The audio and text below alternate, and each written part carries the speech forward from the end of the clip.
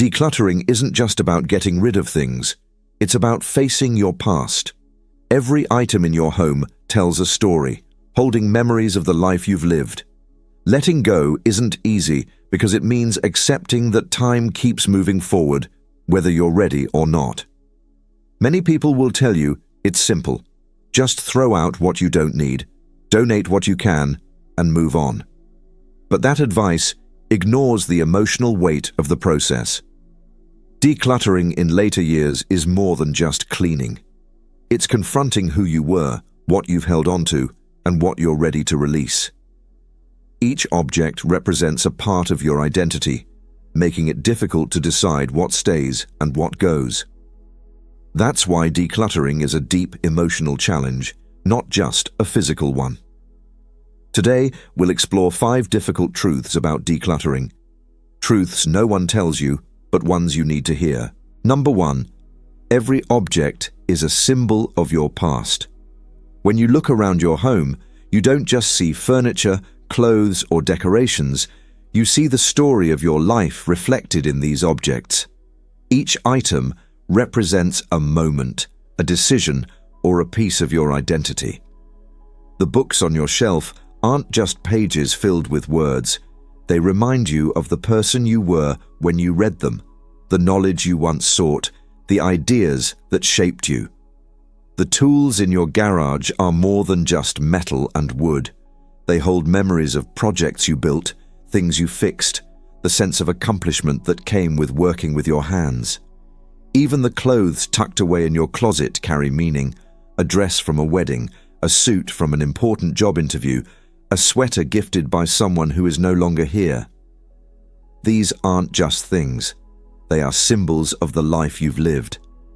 This is why letting go is so difficult. It isn't just a matter of deciding what you need and what you don't.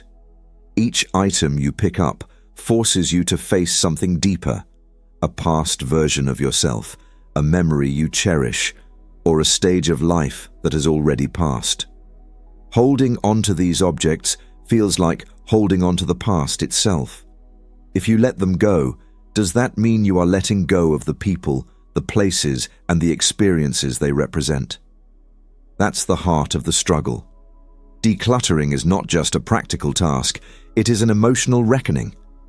It requires you to accept that time has moved forward, that the person you once were, the one who read those books, used those tools, wore those clothes, has changed.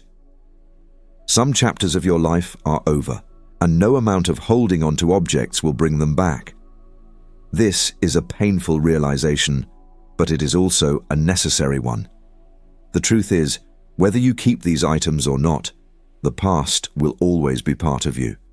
The memories, the lessons, the experiences. They are not stored in things. They are stored in you. Letting go does not mean forgetting. It means making space for the life you are living now and allowing yourself to move forward with clarity rather than being weighed down by the past. Number 2, the guilt that holds you back. Letting go of objects isn't just about parting with physical things. It's about confronting the emotions tied to them.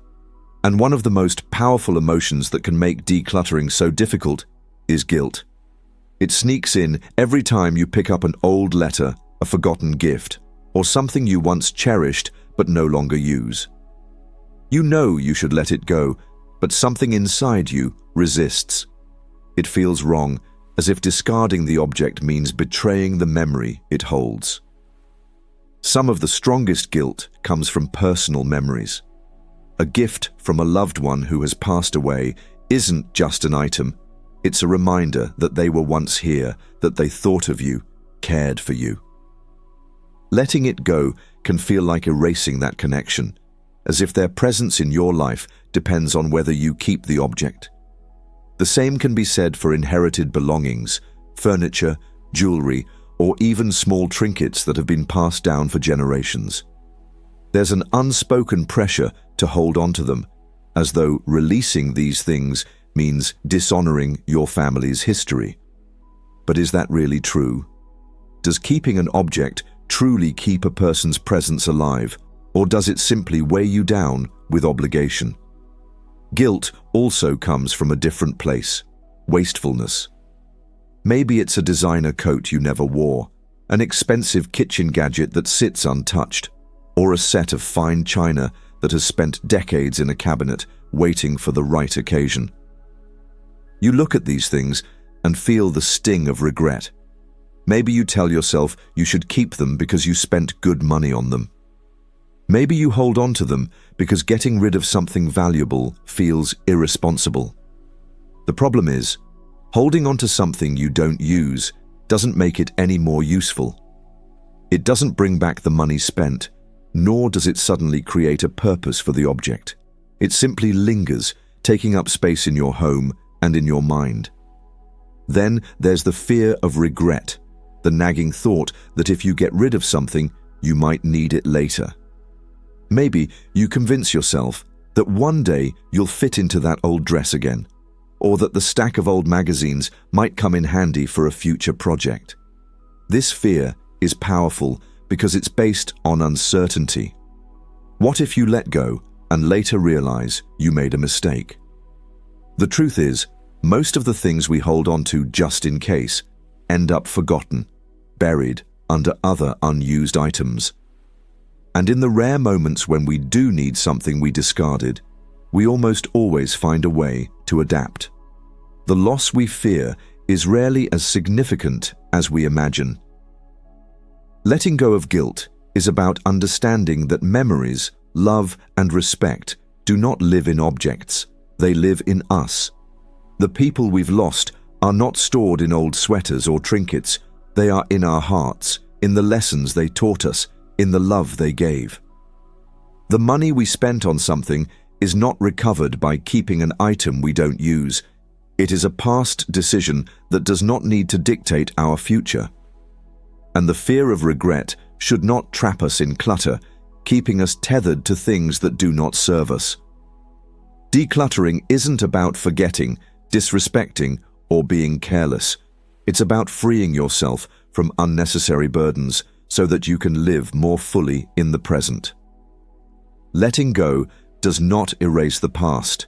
It simply makes room for the life you are meant to live now.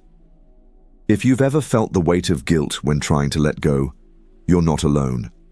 Share your thoughts in the comments. What has been the hardest part for you? Let's keep this conversation going. And if this message spoke to you, like, subscribe, and share so more people can find the support they need on their decluttering journey. Number 3, your children may not want what you saved. For years, you've carefully held on to certain possessions, believing they would one day be passed down to your children or grandchildren. Perhaps it's a solid oak dining table where family meals were once shared, a collection of books that shaped your worldview, or a set of fine china reserved for special occasions. You saved these items not just because they were valuable, but because they were a part of your life, a part of the family's history. But when the time comes to pass them on, you may be met with indifference or even outright refusal. The realization that the things you cherished may not be wanted by the next generation can be deeply painful. It may feel like a rejection, not just of the objects, but of your memories, your traditions, even your identity. After all, these aren't just things to you. They represent the life you built, the love you poured into your home, the moments that mattered. But for your children and grandchildren, these same objects may not hold the same meaning. Times have changed, and so have lifestyles. Younger generations are growing up in a world where space is limited, moves are frequent, and simplicity is valued more than accumulation. Many prefer minimalism over sentimentality. They don't want furniture that doesn't fit their smaller homes, or decorative items that feel like an obligation to keep. Even photo albums, once treasured keepsakes, may not hold the same significance in an age where memories are stored digitally rather than in heavy books. This shift can be hard to accept. It's natural to want your history to be honored, for the things that meant so much to you to continue being loved. But clinging to the expectation that your children will cherish everything you saved can lead to unnecessary disappointment. The truth is, inheritance is not about objects. It's about the love, wisdom, and values you leave behind. The most meaningful things your family will carry forward are not the china sets or antique furniture, but the lessons you taught them, the traditions you shared, and the memories you created together. Instead of assuming they will want everything, have honest conversations with them now. Ask what they truly value. You may be surprised to find that what they cherish most are not the big, expensive items, but the small, personal ones. Handwritten letters, family recipes, or the stories you tell about your life. These are the things that connect them to their roots in a way no piece of furniture ever could. And if certain items are unwanted, don't let that stop them from finding a new purpose. There are people out there who would truly appreciate them. Someone who needs that sturdy dining table, a book lover who would cherish your collection, a newlywed couple who would love to have a beautiful set of dishes. Letting go doesn't mean erasing history. It means allowing these items to be useful and valued again, rather than sitting untouched out of obligation. Releasing the expectation that your children will keep everything you saved is an act of freedom, not just for them, but for you. It allows you to focus on what truly matters, on the relationships you nurture rather than the things you hold on to. Your legacy isn't in the things you owned. It's in the love you gave and the life you lived. Number 4, the burden of too much stuff. At first, having a home filled with belongings may feel comforting. Everything you own is within reach, each object carrying memories, familiarity, or a sense of security. But over time, what once felt like a source of stability can start to feel like a heavy burden. The more you own, the more your possessions begin to control your space, your energy, and even your sense of peace. Instead of making life easier, they can slowly make it more difficult, physically, mentally, and emotionally. Every unused object demands something from you, even if it's just a small amount of mental space. The clutter in your home is not just physical, it weighs on your mind. That drawer full of old papers, the closet packed with clothes you never wear, the boxes in the garage filled with things you might need someday, all of it takes up energy. Even if you're not consciously thinking about them, they create an invisible to-do list in your mind. You know you should go through them, organize them, decide what to keep, what to throw away. But the task feels overwhelming, so the clutter stays and the burden grows heavier. Living in a cluttered space also makes daily life harder in ways you may not realize. When every surface is covered, cleaning becomes a bigger task. When closets and drawers are overflowing, finding what you need turns into a frustrating search. Moving through your home requires careful navigation around things that no longer serve a purpose. What was once a comfortable, functional space can start to feel overwhelming and chaotic. And then there are the physical risks. As mobility becomes more challenging with age, clutter can turn into a hazard. Stacks of books, piles of papers, or unused furniture can become tripping risks. Objects stored on high shelves become difficult to reach. Climbing, bending, or moving heavy items becomes a task you once did without thinking, but now it may feel impossible or even dangerous. A home that should provide safety and ease can instead become an obstacle course. But the burden of too much stuff isn't just physical, it's deeply psychological. Studies have shown that clutter can increase anxiety, make it harder to focus, and even contribute to feelings of depression. A chaotic space creates a chaotic mind. When there is too much around you, it becomes difficult to feel at peace. You may feel like there's always something unfinished, something that needs to be dealt with, yet you don't know where to start. This cycle of stress and avoidance makes it even harder to let go, keeping you stuck in a space that no longer feels like a place of rest. Many people hold on to things because they believe it provides security. They tell themselves, "I might need this one day," or "It's better to have more than not enough." But the truth is, excess possessions don't create security, they create stress. Instead of bringing comfort, they add to the mental and physical load you carry every day. Letting go of unnecessary items doesn't mean losing something valuable. It means gaining space, clarity, and freedom. It means making your home a place that supports your life rather than weighing it down. Releasing clutter is not about deprivation. It's about creating a space where you can move, breathe, and live with ease. The less you own, the lighter your life becomes. Number 5. Decluttering is a lifelong process, not a one-time task. Decluttering is often seen as a single event, a big project that, once completed, will leave your home organized and clutter-free forever. But that's an illusion. The reality is that decluttering is an ongoing process, not something you do once and never have to think about again. Life doesn't stand still, and neither do the things that enter your home. If you don't actively manage them, clutter will creep back in, often faster than you expect. Many people put off decluttering because they believe they need to set aside a perfect time to do it all at once.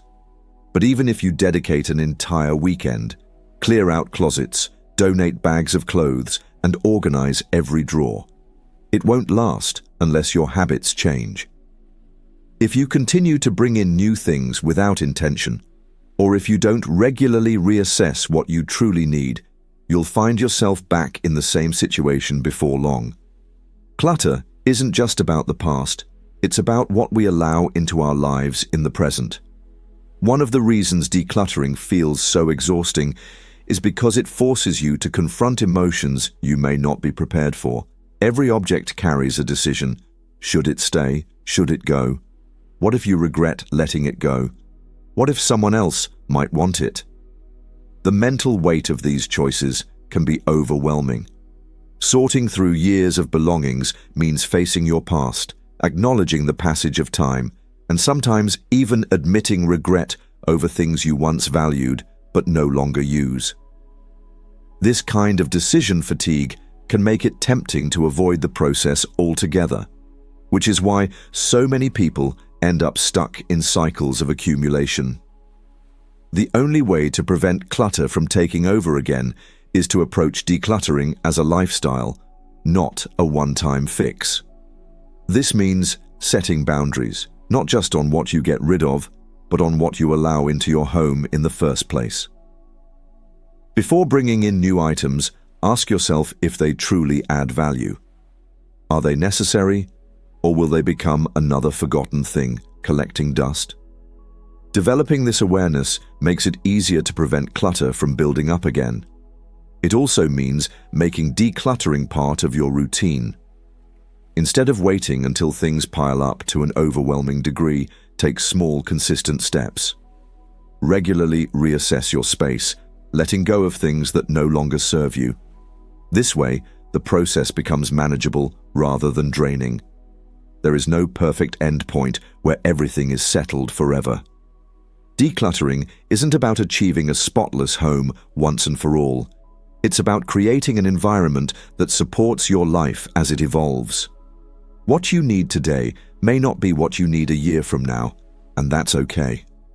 By accepting that decluttering is an ongoing practice, you give yourself permission to change, to adapt, and to live in a space that truly reflects the life you want now, not the life you lived in the past. Decluttering isn't just about getting rid of things, it's about making space for the next chapter of your life. When you let go of what no longer serves you, you create room for clarity, peace, and new experiences.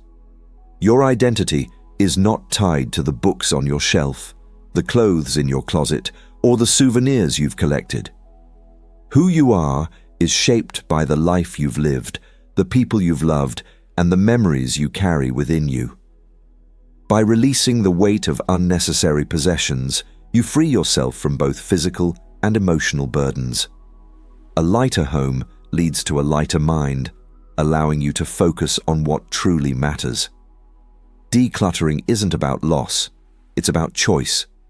It's not about erasing the past, but about embracing the present and making space for the future. Letting go is not an end, it's a new beginning. If this message resonated with you, I'd love to hear your thoughts. Share your experiences with decluttering in the comments. What has been the hardest part for you? What lessons have you learned along the way?